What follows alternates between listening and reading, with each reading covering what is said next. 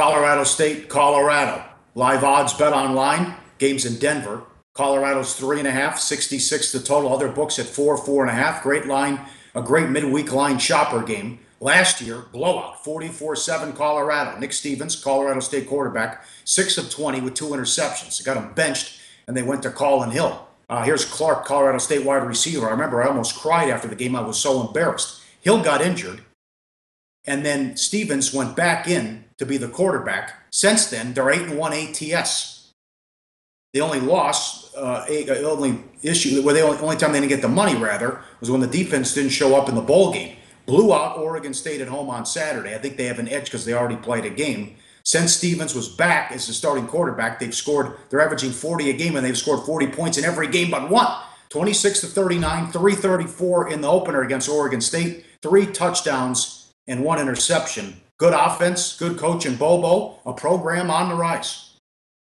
Yeah, and the key for Colorado State in the win against a Pac-12 foe last week was their ability to run the football. And that's something we talked about right here on Sports. We're talking about for in-game wagering.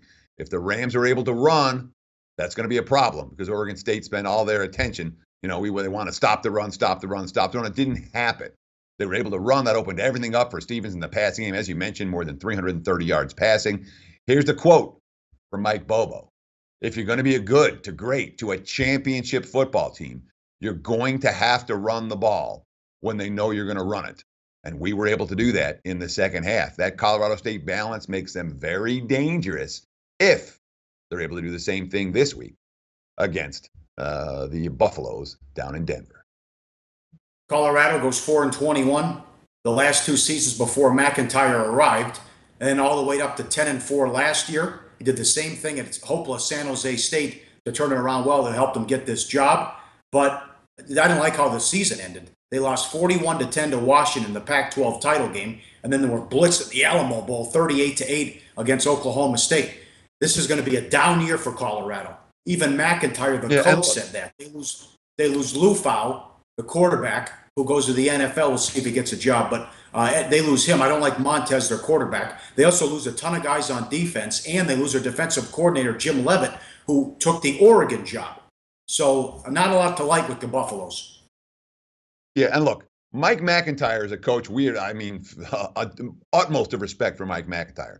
That San Jose State program is hopeless, and he coached that team to, 10, 11 wins. And then he got the Colorado job, and they stunk. They were 4-21, and lo and behold, they win 10 games last year.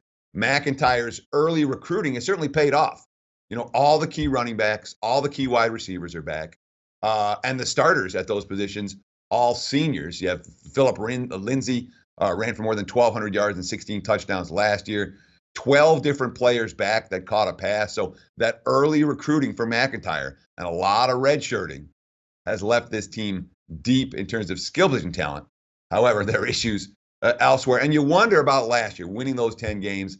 Look, not a banner year for the Pac-12. There were a number of teams that were way down a season ago. Teams that have been good, the Arizona States and Arizonas and Oregons of the world, all significantly down from where they've been even in the last 3 or 4 years. So Colorado was able to take advantage of that. But this team's got some talent, Pauly. And you talk about that receiving core.